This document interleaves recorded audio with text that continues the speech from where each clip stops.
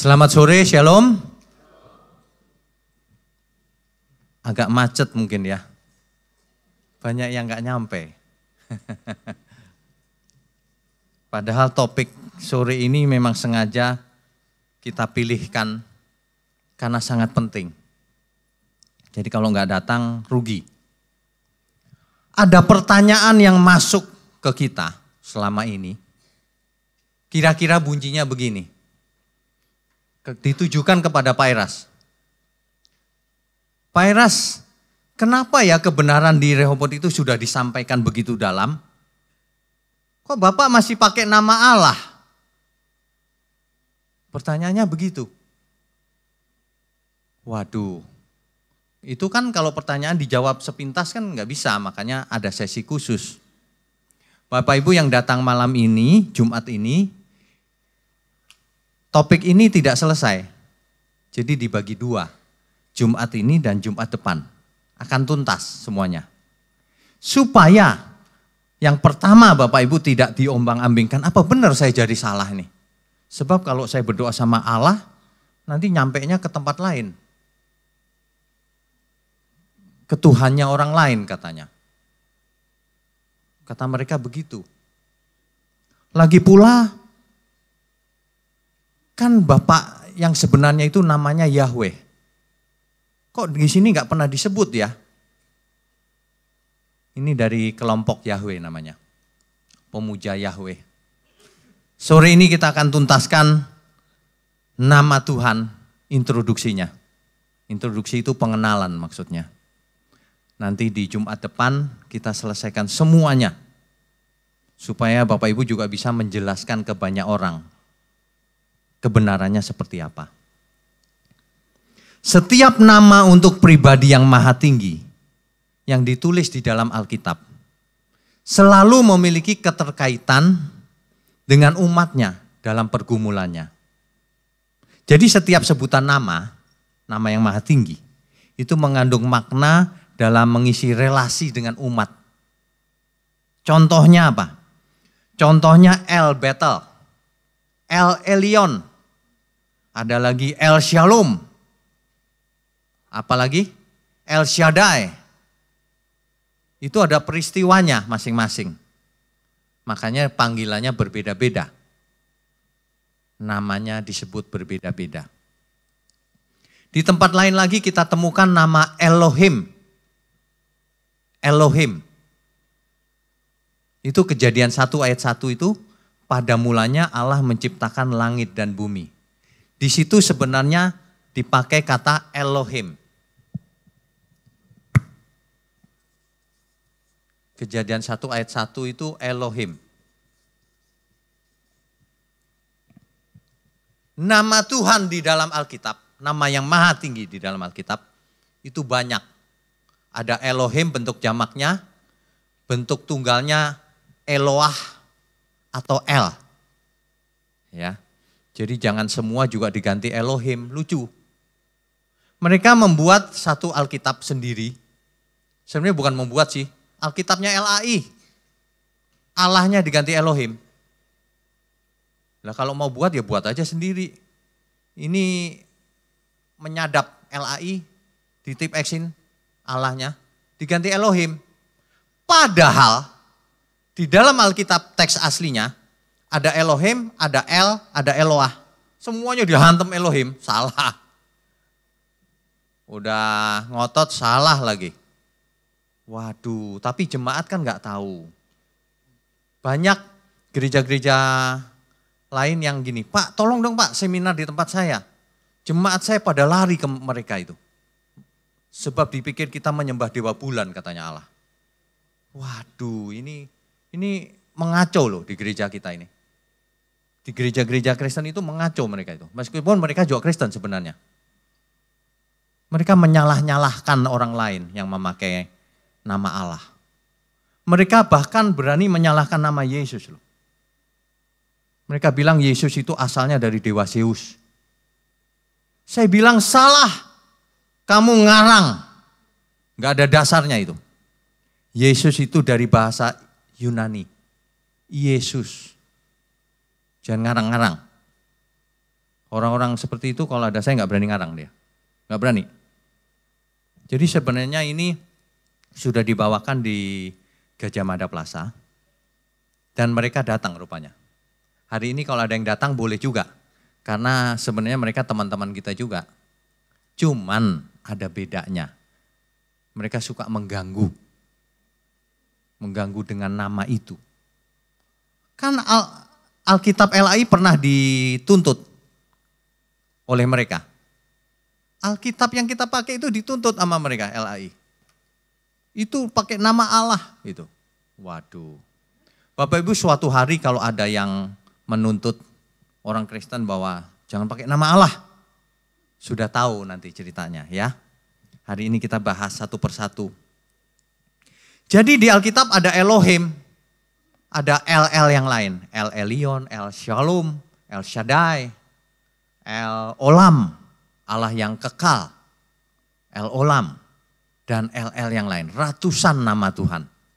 Kalau nggak boleh disebut nama, panggilan, memanggil Tuhan, itu banyak. Nah, salah satunya ada huruf ini yang menjadi masalah.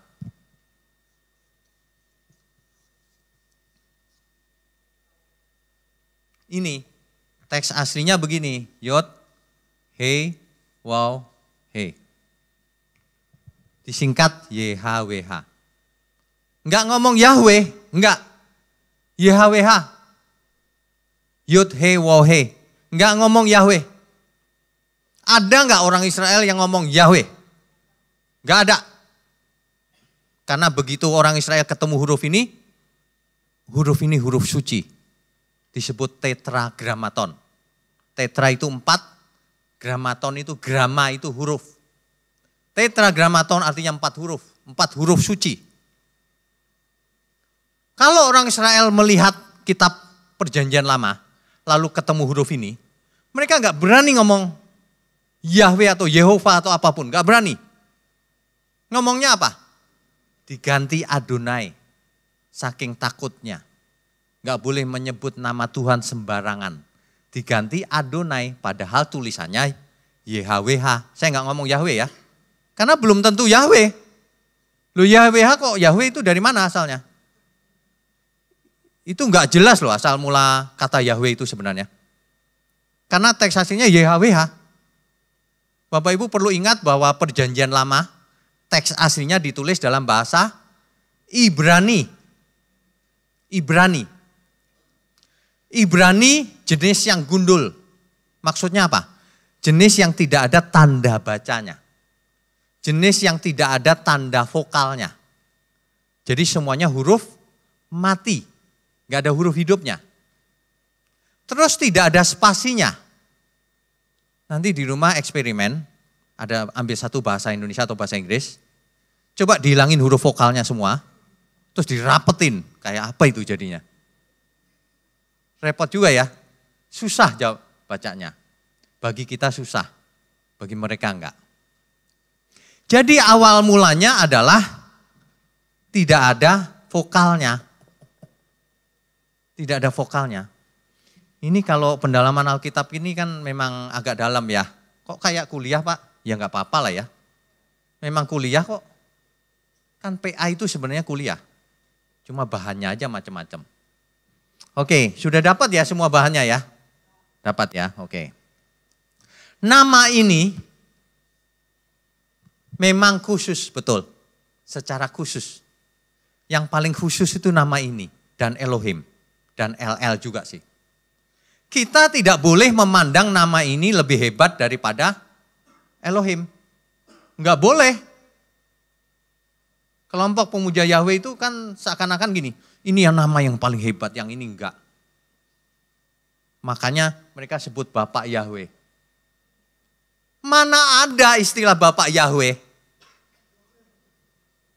Mana ada? Mana ada bangsa Israel ngomong Bapak Yahweh? Gak ada. Huruf Yud, He, Waw, He itu diganti Adonai. Ingat itu. Kalaupun tulisannya ada, sebutannya gak ada. Karena sangat tidak sopan. Itu seperti orang yang kurang ajar nyebut nama bapaknya. Ada nggak orang yang punya anak? Kalau di barat itu biasa ya. Tapi kalau di Indonesia, coba anaknya, bapaknya namanya Agus misalnya. Kan kalau manggil Pak, gitu kan? Ada nggak yang anak? Halo Agus. Waduh, kurang ajar bener itu. Kalau orang Israel nggak berani. Nah, kelompok ini nanggung. Sok ke Yahudi-Yahudian, tetapi nanggung. Nggak semuanya diterjemahkan Ibrani. Kalau mau Alkitabnya pakai aja yang asli Ibrani sekalian. Nggak usah pakai bahasa Indonesia. Kalau mau ikutin seluruh aturan Taurat. Nanggung. Nah, inilah yang kita mau selesaikan. Separuh malam ini, separuh Jumat depan, ya. Jadi kalau ada kelompok yang seperti itu, kita sudah tahu ceritanya. Oh, mereka mengagumkan nama yang satu ini. Tapi Bapak Ibu jangan salah mengerti ya. Nama ini memang nama Tuhan. Jadi kita tidak boleh menggunakan sembarangan atau melecehkan. Enggak boleh. Memang nama Tuhan. Tetapi bukan berarti kita enggak boleh pakai Elohim, enggak boleh pakai yang lain-lain. Semuanya nama Tuhan. Meskipun ada yang ngomong ini nama pribadi, nama diri. Nah, tetapi nama ini hanya ada di perjanjian lama. Di perjanjian baru, Tuhan Yesus tidak pernah sekalipun ngomong tentang nama ini. Kalau nama ini memang penting dan satu-satunya yang mutlak harus dipakai, pasti Tuhan Yesus pakai nama ini. Betul nggak? Ternyata tidak. Tuhan Yesus mengajarnya bagaimana? Panggil nama Bapa. Bapa. Bapa kami yang di surga. Dikuduskanlah namamu. Disebut begitu aja. Namamu. Udah cukup. Gak usah disebut. Apalagi nyebut Yahweh. Gak pernah orang Israel nyebut Yahweh. Adonai. Jelas ya sampai di sini ya. Jadi kalau ada orang-orang yang ngojok-ngojokin. Harus Bapak Yahweh. Enggak juga. Kalau you mau pakai Bapak Yahweh silakan. Enggak masalah. Tapi itu pun sebenarnya enggak cocok. Karena orang Israel enggak pernah sebut Yahweh. Ya. Oke. Jadi kalau kita mau tahu kebenarannya harus jujur. Yang kedua harus cerdas. Udah enggak jujur, enggak cerdas, repot. Ngomongnya repot. Harus jujur dan cerdas karena kita mau cari kebenaran. Ini bermula di Keluaran 3 ayat 13. Coba kita buka Keluaran 3 ayat 13.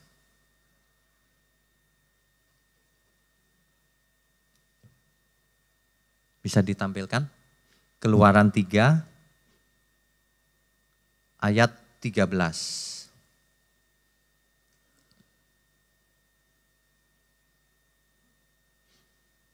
Saya bacakan ya.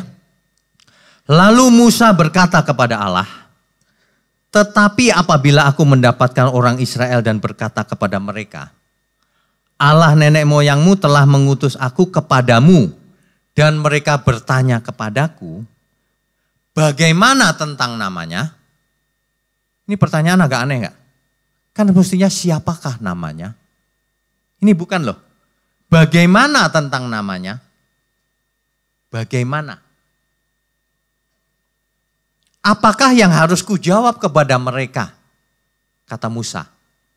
Di ayat 14, firman Allah kepada Musa. Aku adalah aku. Ehyeh, Esher, Ehyeh. Bapak Ibu sebelum dilanjutkan, kalau kita baca Alkitab kita, Tuhan huruf besar, itu asal katanya ini terjemahannya. Kalau di Alkitab kita ada huruf Allah, itu asal katanya Elohim, atau El, atau Eloah. Gitu ya. Nah, kalau ada kata Tuhan, ini asal katanya Adonai. Ini dia. Jadi kalau kita baca ayat-ayat sekarang harus sudah mengerti ya. Membedakan satu dengan yang lain. Nanti ada begini, Allahnya huruf besar semua. Ini kasus khusus. Ini maksudnya YHWH juga. Diterjemahkan Allah huruf besar semua. Nanti ada kasus khusus itu. Di Keluaran 14 ini, Allah menjawab, atau yang maha tinggi menjawab, aku adalah aku. Itu sebenarnya kalau dibedah, Ehyeh, Esher, Ehyeh. Maksudnya gini, kan ditanya nama nih, bagaimana tentang namamu Tuhan? Aku itu ada dari dulu, sekarang, dan selama-lamanya, jawabannya begitu. Itu nama apa bukan tuh? Bukan. Ehyeh, Esher, Ehyeh itu bukan nama. Ya boleh disebut nama atau apapun, tapi itu menjelaskan keadaan. Bahwa Tuhan itu ada dari dulu sampai selama-lamanya. Barulah di ayat berikutnya muncul kata YHWH tadi. Saya sengaja sebut YHWH bukan Yahweh. Karena bunyinya belum tentu Yahweh. Nah, barulah muncul YHWH. Di ayat berikutnya. Coba kita baca ayat berapa? Ayat 15. Selanjutnya berfirmanlah Allah kepada Musa. Beginilah kau katakan kepada orang Israel. Kamu katakan kepada orang Israel begini. Gitu kata Tuhan. Tuhan huruf besar semua itu. Artinya aslinya adalah YHWH. Allah nenek moyangmu, Elohim nenek moyangmu. Elohimnya Abraham, Ishak dan Yakub. Telah mengutus aku kepadamu. Itulah namaku untuk selama-lamanya. Dan itulah sebutanku turun-temurun. Jadi memang yang maha tinggi, Elohim, memperkenalkan diri dengan YHWH. Itulah namaku turun-temurun. Gitu. Jadi YHWH memang dipakai oleh yang maha tinggi untuk memperkenalkan diri. Betul. Jadi kalau ada orang pakai nama Yahweh, ya silakan sana. Salah Pak? Enggak. Tapi belum tentu akurat. Karena YHWH belum tentu Yahweh nah judulnya, pronunciation-nya atau lafalnya. Seandainya pronunciation-nya Yahweh pun sebenarnya tidak boleh dilafalkan oleh orang Israel. Hanya boleh diganti Adonai. Kalaupun dilafalkan hanya imam agung yang boleh. Itu pun setahun sekali. Dalam hari yang khusus. Saking mereka hormatnya sama nama ini. 4 huruf Tuhan ini. Ya, ini adalah asal mula dari kenapa ada huruf YHWH ini. Gara-gara Musa tanya. Nanti kalau ditanya bagaimana namamu Tuhan? Lalu YHWH muncul. Ehyeh, Esher, Ehyeh. Baru YHWH muncul.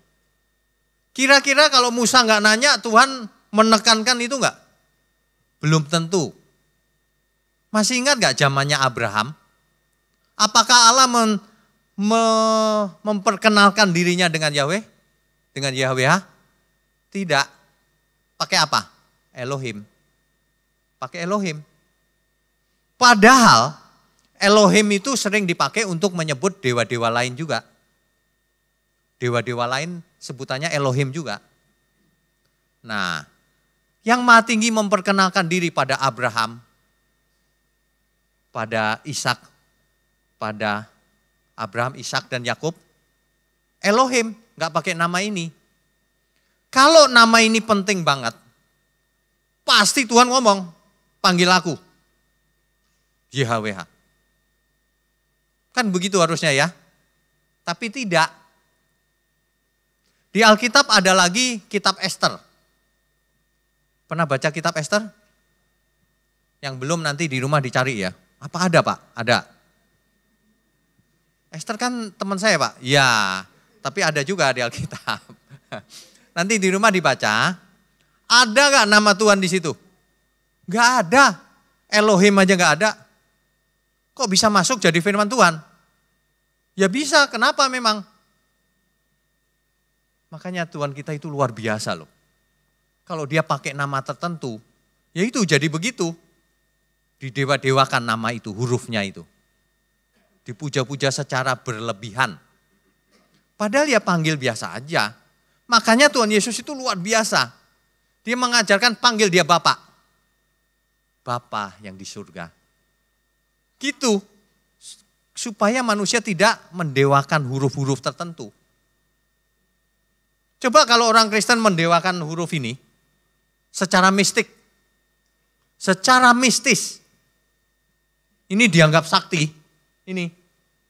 Nanti pulang digunting ya kertas ini. Terus digulung-gulung ditaruh di dompet. Supaya selamat kemana-mana. Itu kan mistis namanya. Iya kan? Bukan hurufnya yang sakti. Pribadinya Tuhan yang sakti. Katakan amin. Sekali lagi ya, bukan berarti kita boleh ngomong sembarangan tentang namanya. Karena yang dilihat sikap hati kan. Sikap hati. Kalau gitu boleh saya ganti Agus Pak. Enggak boleh. Enggak boleh, itu enggak hormat itu. Tapi bukan berarti harus ini. Apalagi Bapak Yahweh, aneh itu. Orang enggak berani ngomong Yahweh, kamu ngomong Bapak Yahweh. Enggak ada di Alkitab Bapak Yahweh. Adanya Adonai. Makanya diterjemahkan, kadang-kadang Adonai jadi satu dengan huruf YHWH di teks aslinya. Adonai YHWH gitu. LAI jadi gini, gimana ya nerjemahinnya ya? Akibatnya diterjemahkan, Adonai diterjemahkan apa? Tuhan. Ya. Tuhan. Lalu YHWH-nya diterjemahkan apa? Jadi aneh dong Tuhan-Tuhan. Benar gak? Makanya LAI membedakan. Tuhan, Allahnya huruf besar semua. Jadi kalau ketemu Allah huruf besar semua, itu adalah YHWH ini, tapi sebelumnya Adonai pasti. Ini masalah penterjemahan aja sebenarnya. Udah gak usah aneh-aneh deh. Gak boleh Pak sebut nama lain. Kan ada hukumnya. Keluaran 3 dalam Dekalog, sorry. Di Dekalog ada hukum bagaimana bunyinya? Jangan kau menyebut namaku. Ya, sembarangan. Makanya gak boleh, harus Yahweh kata mereka. Gak boleh diganti-ganti. Seakan-akan benar ya. Seakan-akan. Tapi kita mesti jujur dan menganalisanya dengan benar. Kalau nama ini begitu penting, maka seluruh tokoh Alkitab pasti memakai nama ini. Ternyata tidak kan? Bahkan kitab Ester tidak ada nama Tuhan sama sekali. Kitab Ester. Kitab yang lain lagi pakai Elohim. Dan seterusnya. Oke. Tadi saya katakan bahwa YHWH ini belum tentu Yahweh loh bunyinya. Kenapa? Karena huruf ini, huruf gundul ini, itu aslinya nggak ada tanda vokal. Lalu sekitar abad 7 sampai abad 11 ditambahkan vokal oleh seorang kelompok ahli kitab namanya Masorah. Ditambahkan begini.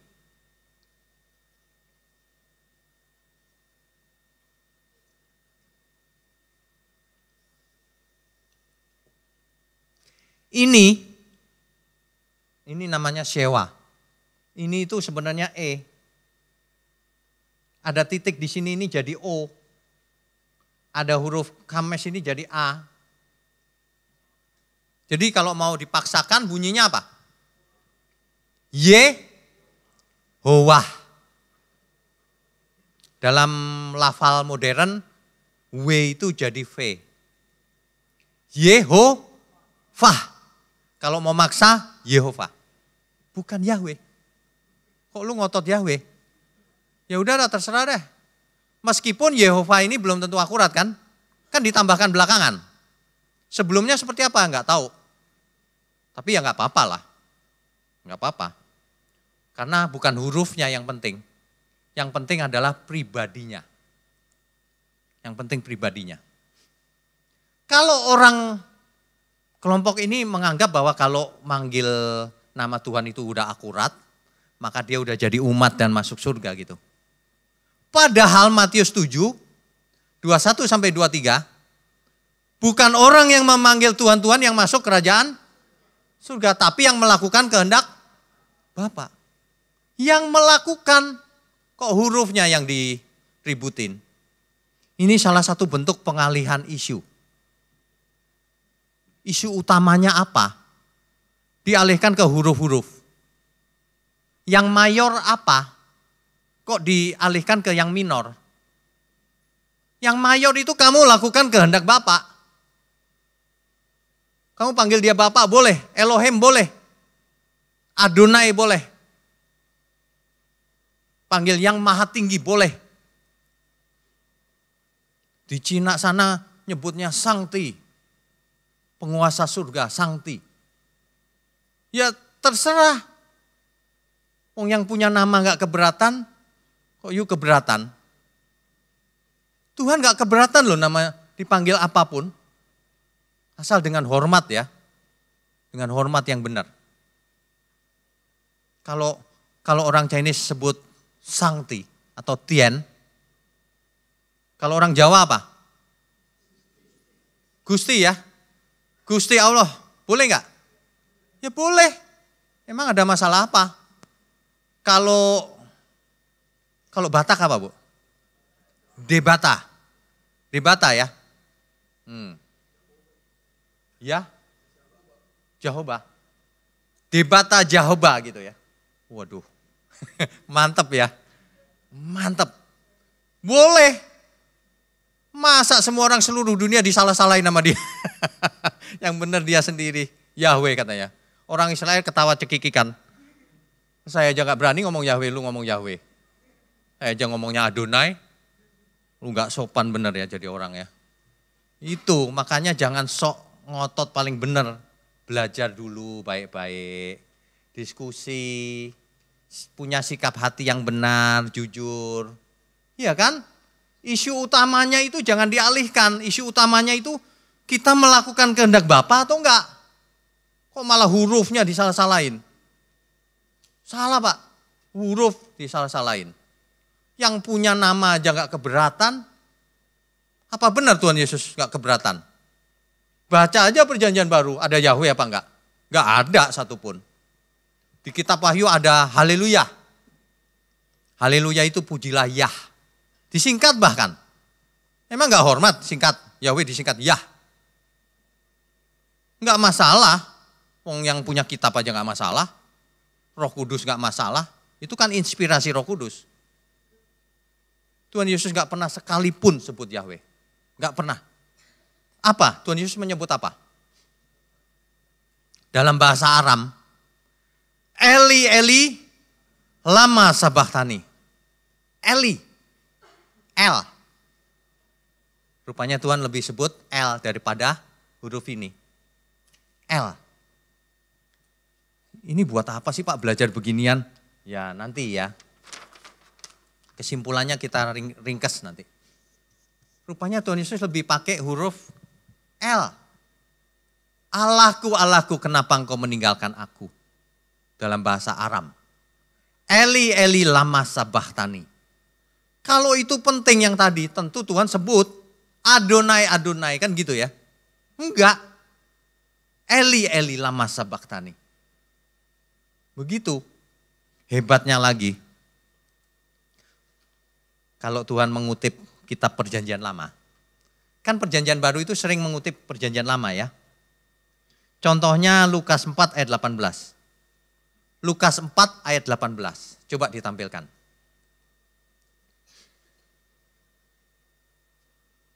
Saya bacakan ya. Roh Tuhan ada padaku. Oleh sebab ia telah mengurapi aku. Dan seterusnya. Itu perjanjian baru. Roh Tuhan. Tuhan di situ dipakai bukan YHWH. Aslinya ada di Yesaya 61 ayat 1. Itu kutipan dari Yesaya. Yesaya 61 ayat 1. Coba dibaca Yesaya 61 ayat 1. Roh Tuhan Allah ada padaku. Jadi Lukas 4 ayat 18.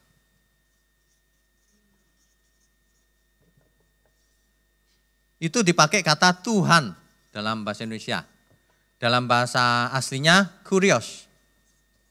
Kurio. Lukas diambil dari Yesaya. Yesaya berapa tadi? 61 ayat 1. Di Yesaya disebut apa tadi? Roh Tuhan Allah. Di sini dipakai Roh Tuhan Allah. Dipakai Adonai YHWH. Jadi teks aslinya Yesaya, Nabi Yesaya menulis ada nama YHWH. Tapi ketika Tuhan Yesus ngomong, Roh Tuhan ada padaku, dihilangin YHWH-nya. Sengaja dihilangin sama Tuhan Yesus. Bayangkan tuh. Lihat nih contohnya. Dan banyak kasus begini. Di Yesaya, Roh Tuhan Adonai. Kalau mau ngomong Yahweh, Adonai Yahweh. Padahal enggak begitu juga. Adonai diem aja deh mereka. Tapi Tuhan ngomongnya, Roh Tuhan ada padaku. Enggak disebut Yahweh-nya. Enggak disebut di perjanjian baru. Enggak penting. Bukan nama itu enggak penting, bukan. Supaya orang tidak mendewakan nama itu. Supaya orang kembali ke isu utamanya. Kamu beriman apa enggak? Kau serahkan hidupmu untuk Tuhan enggak? Itu bukan hurufnya yang penting. Karena di Yahudi sana ada sekte-sekte tertentu yang mistis juga. Ayat-ayat Alkitab dihitungin nomornya kayak tukang ramal gitu. Ada. Makanya Tuhan tekankan bukan yang panggil Tuhan-Tuhan yang masuk kerajaan surga. Tapi yang melakukannya. Bukan yang panggil Yahweh-Yahweh yang masuk surga. Bukan. Yang melakukan kehendaknya. Dicatat baik-baik. Dicatat baik-baik. Yang melakukan. Jadi kalau ada yang merasa akurat loh aku panggilnya Yahweh. Manggil toh nggak ada gunanya. Isu utamanya bukan itu. Isu utamanya lakukan kehendak Tuhan, kehendak Bapa apa enggak. Ya, jangan dialihkan isunya. Orang nggak benar itu suka mengalihkan isu. Orang nggak benar itu suka pengalihan isu memang. Isu utamanya yang mayor itu lakukan kehendak Bapa. Jangan cuma belajar jadi pengetahuan tok. Jangan cuma hurufnya tok yang diurusin. Nanti di rumah dibaca, ini lembarannya cukup banyak juga nih. Lembarannya cukup banyak. Saya akan, jam berapa ini? Oh, saya akan teruskan dengan yang lebih gini. Kan sebagian keberatan dengan sebutan Allah. Kan begitu. Mereka tidak tahu bahwa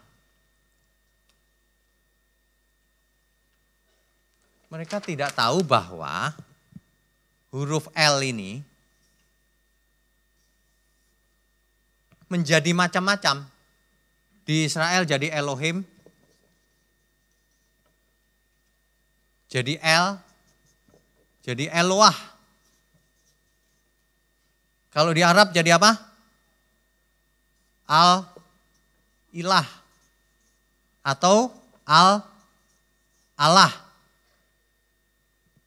Asalnya dari El semua dan itu umum dipakai.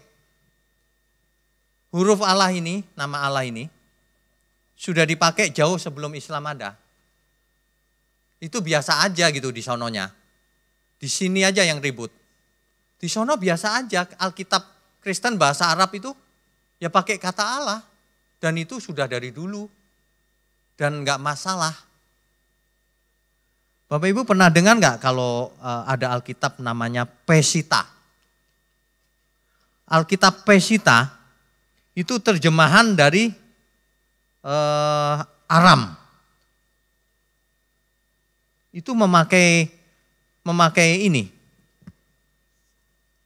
Allah. Ada lagi yang Aloho. Ini dialek Timur Tengah. Dialek Timur Tengah. Nggak percaya, cek aja sendiri. Nggak percaya, you cek toko sebelah dah. Habis dikasih tahu kebenaran nggak percaya, heran. Kebenaran itu selalu ada buktinya. Ya dicek aja kalau nggak percaya, iya kan? Cek aja Alkitab Pesita sekarang, bener nggak? Allah itu Allaha atau Aloho, bener nggak? Bener, karena asalnya dari El. El itu menjadi nama dewa, menjadi nama Tuhan. Pokoknya nama yang disembah itu El di sana itu. Masih ingat nggak bangsa Israel membuat patung lembu emas? Ngomong apa mereka? Inilah Elohim. Inilah Elohim katanya. Elohim itu dipakai untuk nama dewa juga. Kalau gitu kita nyembah dewa dong Pak. Capek deh lo. Kalau nama Yesus hari ini dipakai oleh orang Filipina, pemain sepak bola, lalu kita Tuhan Yesus, yang terima dia. Doanya ke atas terus belok ke Filipina gitu. Aduh, kalau orang gak punya nalar memang susah deh. Susah. Makanya mesti rendah hati. Kita juga gak pinter-pinter amat, enggak. Tapi kita bisa belajar. Amin. Semua mau belajar, amin. Iyalah, kalau gak belajar ngapain di sini? Iya kan? Emangnya nonton pertunjukan apa ini? Kita belajar sama-sama. Nah, kan gitu mestinya. Kita itu sebenarnya saudara loh semuanya. Biar mereka yang berpendapat beda pendapat. Enggak apa-apa saudara. Cuma beda pendapat. Lah nanti yang benar siapa ya kita tanya Tuhan. Kalau Tuhan datang kan begitu mestinya. Makanya jangan terlalu yakin benar kalau nggak punya dasar. Ya. Oke, tadi sampai mana? Kita lanjutkan. Jadi yang penting bukan hurufnya, pribadinya. Yang maha tinggi berkenan dipanggil berbagai macam sebutan. Meskipun YHWH itu yang paling spesial. Meskipun ia memperkenalkan diri dengan nama YHWH. Yehova. Saya lebih suka pakai kata Yehova sebenarnya. Karena teksnya itu Yehova. Vokalnya itu Yehova. Bukan Yahweh. Yahweh itu enggak jelas dari mana itu. Oke, yang berikutnya. Ternyata Yahweh itu dipakai untuk menyebut nama dewa yang ada hubungan dengan Asyera. Kan kita tahu Baal, Asyera, Asitoret dan sebagainya ya.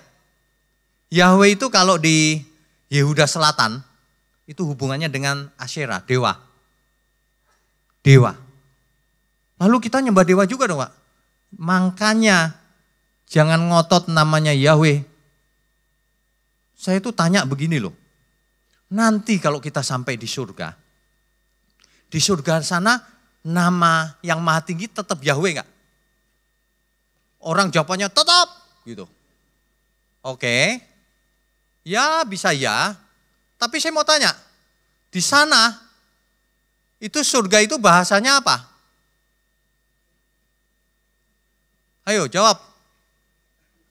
Mereka mau jawab bahasa Ibrani. Loh, berarti Tuhan bahasa orang Ibrani ya? Bapak itu orang Ibrani ya? Bapak Ibu tahu nggak? Bahasa Ibrani itu bukan bahasa surga. Bahasa Ibrani itu mengalami evolusi. Mengalami evolusi. Tidak langsung seperti hari ini. Dulunya gambar. Dulunya gambar seperti huruf Mandarin. Mandarin kan dulunya gambar ya, piktogram. Ibrani juga begitu. Mengalami evolusi. Dulu masih berupa gambar. Dulu begini gambarnya. Di sini saya sertakan nggak ya di print? Oh enggak ya. Dulunya begini. Gambar. Dulunya begini. Hari ini jadi begini. Jauh banget bedanya. Beda jauh banget. Jadi jangan bilang Ibrani dari dulu ini Pak hurufnya. Bukan, dulu ini. Awal mulanya berganti-ganti. Sampai ke huruf yang paling modern hari ini. Ya. Makanya fakta-fakta itu mesti dimengerti. Jadi Bapak Ibu jangan menjadi fanatik buta. Malu-maluin. Mesti mengerti, mesti punya sikap hati yang benar, rendah hati. Dan kalau kita nggak ngerti ya kita ngaku nggak ngerti, kita mau belajar. Memangnya ada orang yang pintar mendadak kan nggak ada juga sebenarnya. Iya kan? Nggak ada, makanya mari kita belajar sama-sama. Gitu loh maksudnya. Jadi jangan suka menyalahkan orang lain. Ya. Jadi mulai hari ini kalau Bapak Ibu, Allahnya Abraham, Ishak dan Yakub benar. Elohimnya Ishak, Abraham, Ishak dan Yakub benar juga. Apalagi? Macam-macam. Benar. Karena Tuhan Yesus mengizinkan penerjemahan. Benar gak Tuhan Yesus mengizinkan penerjemahan? Taunya dari mana? Ketika bangsa Israel pecah menjadi kerajaan utara dan selatan,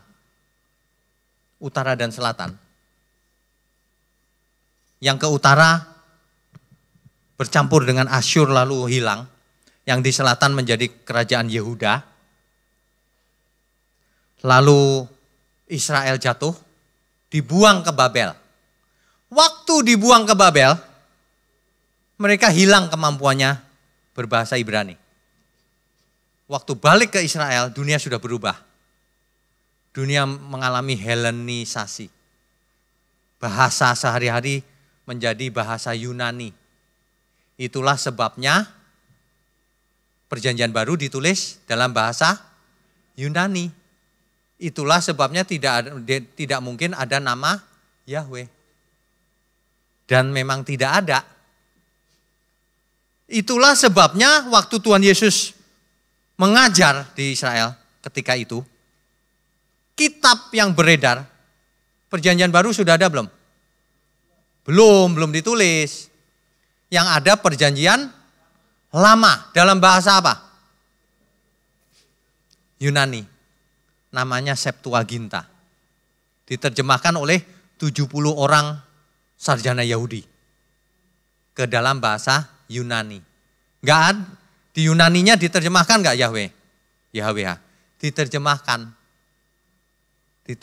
juga. Orang Yahudi aja nerjemahin kok kamu bilang ngotot enggak. Terus Tuhan Yesus lihat enggak Septuaginta? Lihat karena di zamannya orang-orang bawa itu pasti. Keberatan enggak Tuhan Yesus? Tidak, enggak ada masalah. Isu utamanya bukan itu. Isu utamanya kamu harus jadi anak-anak Allah yang Maha Tinggi. Barang siapa menerimanya diberi kuasa supaya menjadi anak-anak Allah. Katakan amin. Itu isu utamanya. Jangan dialihkan ke yang lain. Jangan dialihkan ke yang enggak penting. Ya. Oke. Jadi Jumat depan kita akan lebih dalam. Kenapa sebenarnya semuanya tidak masalah, tidak harus Yahweh. Yahweh boleh, tapi yang lain juga boleh.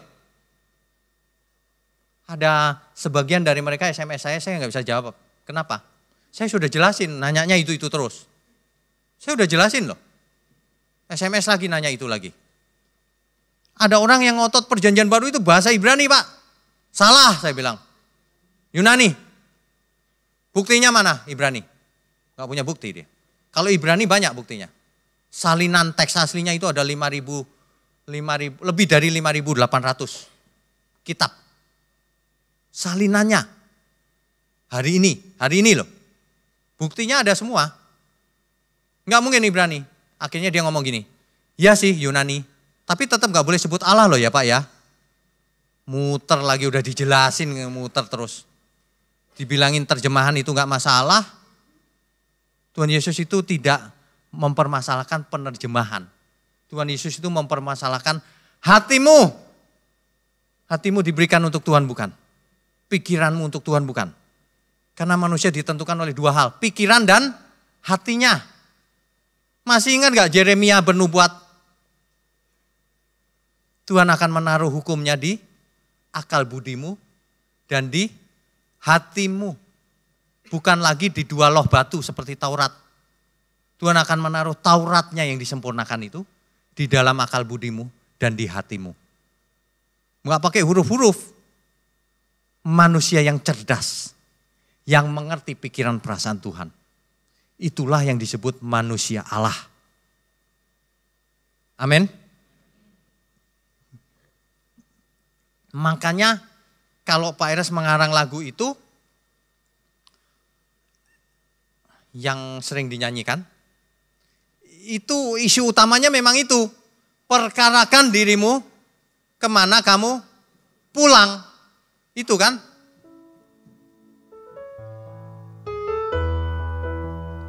Perkarakan dirimu, kemana engkau pulang. Mungkinkah ke padang gersang tak bertepi. Itu neraka loh itu. Di sana tiada mentari dan tiada lagi bintang. Hanya dalam kengerian. Itu neraka itu. Jangan sampai ke sana. Jangan ngurusi huruf-huruf percuma. Urusin pikiranmu dan hatimu. Sehingga bisa nyanyi, yang aku tahu pasti kemana aku pulang. Di hamparan padang hijau tak bertepi. Tuhanlah matahariku di negeri indah Bapakku. Di sana kami pulang bersama. Kalau kita lagi ketemu begini ya, saya lebih suka gini, ke sana kita pulang bersama. Iya kan? Kalau ngomong sama orang yang nggak percaya, ke sana kami pulang bersama. Lu nggak pulang lu. Diajak pulang nggak mau. Heran ya manusia itu ya. Diajak pulang ke surga nggak mau. Mulutnya mau. Kelakuannya nggak mau. Waduh, mengerikan loh manusia ini. Sampai kita itu sedih loh kalau lihat. Kita itu bukan mangkal, sedih. Karena manusia itu umurnya pendek. Dijaga kesehatannya aja paling 100 maksimum, itu pun jarang banget. Apalagi nggak dijaga, makan sembarangan, mampet jantungnya. Pulang sebelum waktunya. Malaikat bingung, loh kok kamu udah pulang? Iya, tiap hari aku makan sate kambing soalnya. Waduh, memangnya Tuhan tentukan hari kematian kita, tanggal sekian, jam sekian? Enggak. Tergantung respon kita. Apakah kita bertanggung jawab terhadap tubuh kita? Jangan ngurusin huruf-huruf mulai sekarang. Urusin pikiran, perasaan kita. Persembahkan untuk Tuhan. Segala sesuatu, ya beri kemuliaan untuk Tuhan. Segala sesuatu lakukan untuk Tuhan. Itulah anak-anak yang maha tinggi. Ciri-ciri anak yang maha tinggi itu salah satunya, engkau anakku, engkau tidak curang, kata Alkitab. Jadi kalau hari ini kita lihat banyak orang curang, kira-kira Tuhan ngomong apa itu ya? Kamu anak setan. Aku tidak kenal kamu. Jadi orang Kristen gak boleh curang. Harus jujur. Harus punya integritas. Apa yang diomongkan, itulah yang dilakukan. Jangan jadi munafik. Ya. Jangan terganggu dengan huruf-huruf orang yang ngomong, kamu nyembah Allah. Kamu nanti gak ke Tuhan Yesus loh, bukan ke Bapa loh. Allah itu Tuhan yang lain. Allah itu dewa bulan katanya. Waduh, ngaco itu. Ngaco itu. Gak usah dilihat begituan. Apalagi yang bahasa Bataknya apa? Debata. Kalau orang gak bisa bahasa Batak dipikir itu nama dewa juga, Pak. Waduh. Ini persoalan bahasa. Tuhan gak lihat bahasa. Tuhan lihat hati kita. Ya. Amin. Ini udah jam berapa ini? Belum ya? Sudah ya? Jam 7, udah hampir sejam, gak berasa ngotot-ngototan. Oke, kita simpulkan untuk sesi ini. Jadi, isu utamanya bukan soal huruf, bukan soal tetragrammaton ini, bukan. Isu utamanya itu bukan soal sebutan. Itu sebabnya Tuhan bersedia disebut dengan berbagai sebutan. Bukan soal ini. Ini memang nama Tuhan salah satu, iya betul. Nama diri betul. Yang lain panggilan betul. Tapi ingat faktanya Tuhan Yesus gak pernah sebut. Artinya gak terlalu penting. Lagi pula Bapa itu roh. Roh itu tidak mengandung suatu bangsa tertentu. Memangnya roh itu Yahudi. Roh Allah. Roh yang maha tinggi. Jangan dikecilkan. Tuhan itu tidak terbatas. Tidak mungkin picik. Yang picik manusia. Menganggap huruf Yahudi lebih hebat. Menganggap huruf yang lain lebih hebat. Tidak. Isu utamanya bukan huruf. Isu utamanya bukan lafal. Isu utamanya jauh ke dalam. Kamu anakku atau bukan? Pertanyaannya itu. Ya. Nanti kalau ada, jadi mulai sekarang kalau ada yang sudah mulai, salah kamu, Allah gak boleh. Tenang aja, suruh datang minggu depan, Jumat depan. Jumat depan semuanya jelas. Ini pun sebenarnya udah cukup. Masa huruf dikeramatkan? Gak ada ajaran huruf dikeramatkan itu. Kalau Tuhan ngajarin begini, Bapa kami yang di surga, dikuduskanlah namamu. Itu sering dijadiin senjata mereka. Tuh dikuduskanlah namamu kan. Tuhan cuma ngomong namamu. Namamu Bapak. Gak disebut namanya. Kok kamu nyebut-nyebut terus? Gak tepat ya. Sekarang masalahnya gini aja. Kalau kamu mau nyebut gitu ya silakan. Kita sebut begini ya silakan.